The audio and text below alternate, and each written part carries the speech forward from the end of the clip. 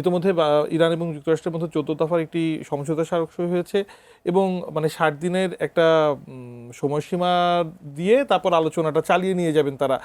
আজকে ইতোমধ্যে লেবাননের দক্ষিণাঞ্চলে ইসরায়েলের হামলা হয়েছে, যেটাকে বলা হচ্ছে যেই সমঝোতা সেটার আসলে ব্রিচ অফ ট্রাস্ট বা কন্ট্রাক্টের কথা বলা হচ্ছে ইরানের পক্ষ থেকে। তারা বলছে আমরা আবার হরমুজ প্রণালী বন্ধ করে দিলাম। তাহলে কি আলাপ আলোচনা যেটা শুরু হয়েছিল বা আমরা যে শান্তির কথা বলছিলাম সেটা কি ধাক্কা খেলো নাকি? না, প্রথম কথা হলো যে আমরা ধরে নিচ্ছি কেন যে এটা একটা স্মুথ প্রসেস হবে। এটা স্মুথ প্রসেস হওয়ার কিছু নাই, কারণ আপনার দেখেন ইসরায়েল হেজবুল্লাহ সিজ ফায়ার কিন্তু আবার কিছুক্ষণ আগেও তারা আলাপ করেছে, এই কিছুক্ষণ আগে এগ্রি করেছে। তার মানে লেবানন আর লেবানন ওখানে তো অ্যাক্টর তো ওরাই আর কি। আচ্ছা, এখন লেবানন আর ইসরায়েল যদি এটা এগ্রি করে থাকে, খুব স্বাভাবিকভাবে আমরা কিন্তু কিছুক্ষণের মধ্যেই দেখবো যে they have gone back to ইয়ে। মুশকিলটা কি হচ্ছে? মুশকিলটা হচ্ছে দুটো। একটা হলো যে এই পুরো প্রসেসটার মধ্যে ইসরায়েলের রোলটা কি। এখন আমরা যেটা বারবার দেখতে পাচ্ছি যে খোদ মার্কিন প্রেসিডেন্ট ডোনাল্ড ট্রাম্পও কিন্তু সাংঘাতিক রকমের রিয়্যাক্ট করেছে, যে মানে অনেকটাই ব্যাপারটা এরকম যে স্পয়লার হিসেবে কাজ করছে বারবার, এবং সেটা জেডি ভ্যান্সের কথাতেও চলে এসছে। এবং সেই সাথে আমরা যদি ইউরোপিয়ান দেশগুলিকে দেখি, particularly the Italians and others have raised it very strongly, যে বারবার এই ধরনের মানে স্পয়লার হচ্ছে যে একটা প্রসেসের মধ্যে দিয়ে যাওয়ার সময়।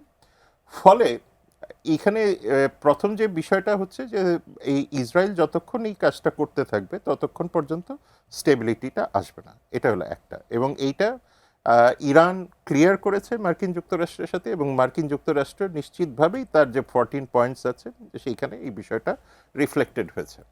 দ্বিতীয় যে বিষয়টা থাকে সেটা হলো যে ইসরায়েলের অভ্যন্তরীণ রাজনীতি।